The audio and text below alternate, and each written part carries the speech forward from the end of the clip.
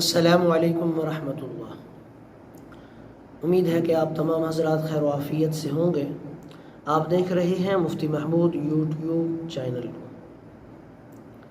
آج سفر المظفر کے حوالے سے ایک بات آپ کے سامنے بیان کرنی تھی۔ تمام مہینوں کی طرح سفر بھی ایک مہینہ ہے، اور اسلامی مہینوں میں دوسرے نمبر پر سفر کا مہینہ آتا ہے۔ سفر المظفر والے مہینے کو بعض لوگ منحوس سمجھتے ہیں، اور بعض لوگ یہ سمجھتے ہیں کہ اس مہینے میں نہ ہی شادی کرنی چاہیے، نہ کوئی خوشی کرنی چاہیے، نہ کوئی ایونٹ اور تقریب کرنی چاہیے، بلکہ یہ نحوست والا مہینہ ہے۔ حالانکہ کوئی شرعی دلیل ایسی نہیں ہے جو اس کی نحوست پر دلالت کرتی ہو۔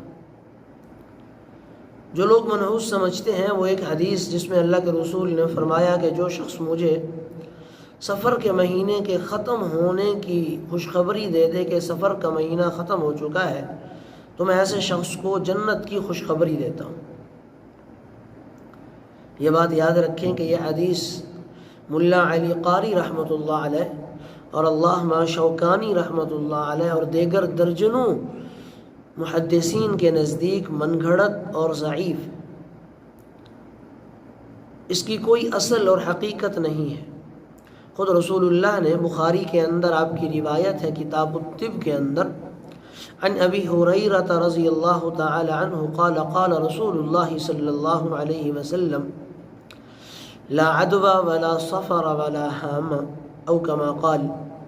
آپ نے فرمایا کہ کوئی بیماری کسی کو خود بخود سے لگ جائے، یہ عقیدہ رکھنا، سفر کے مہینے کے اندر نحوست کا عقیدہ رکھنا، یا کسی پرندے یا جانور مخصوص طور پر الو کو منحوس سمجھنا، اس کی اسلام میں کوئی حقیقت نہیں ہے۔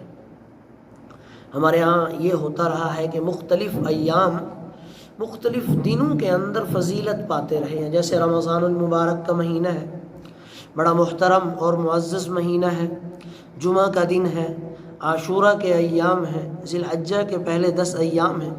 ایام کی فضیلت تو ہوتی رہی ہے، لیکن کسی مہینے کو یا کسی یوم کو منحوس قرار نہیں دیا گیا۔ شریعت میں اس کی کوئی نظیر نہیں ہے کہ یہ منحوس ہے۔ اس لیے اس مہینے میں یہ وہم رکھنا کہ یہ نحوست والا مہینہ ہے، یا شادی بیاہ سے رک جانا یا خوشیوں سے تقریبات سے رک جانا، یہ شرعاً ناجائز اور درست نہیں ہے۔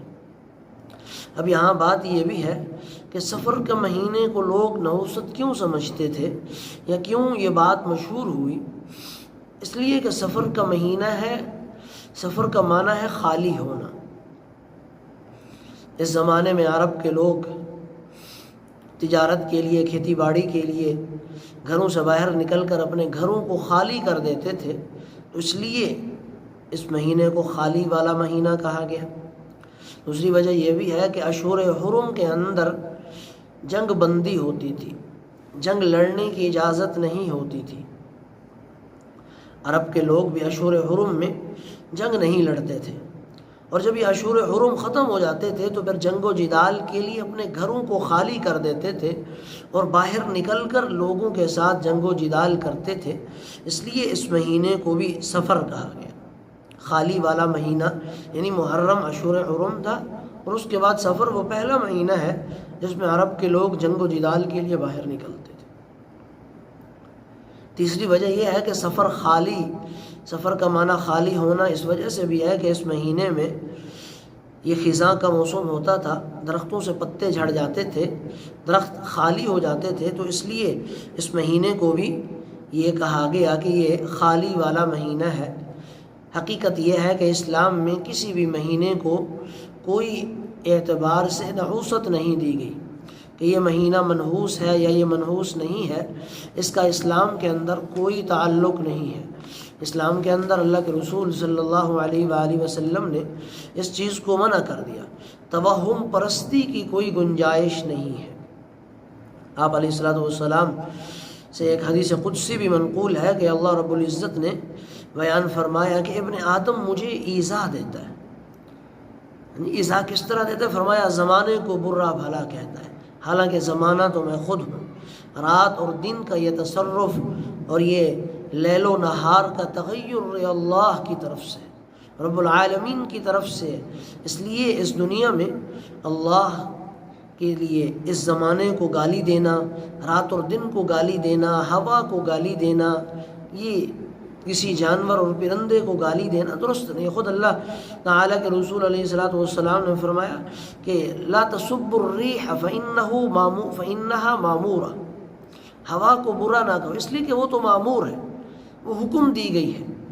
اس لیے اس کو برا سمجھنا، اس مہینے کو برا سمجھنا، اس مہینے میں بدفعلی لینا، منحوس سمجھنا، مختلف رسوم اور رواج کو ادا کرنا، یہ بدعت ہے، شرعاً ناجائز ہے، کوئی اس کی اسلام میں حقیقت نہیں ہے. اللہ تعالی ہم سب کو عمل کی توفیق عطا فرمائے.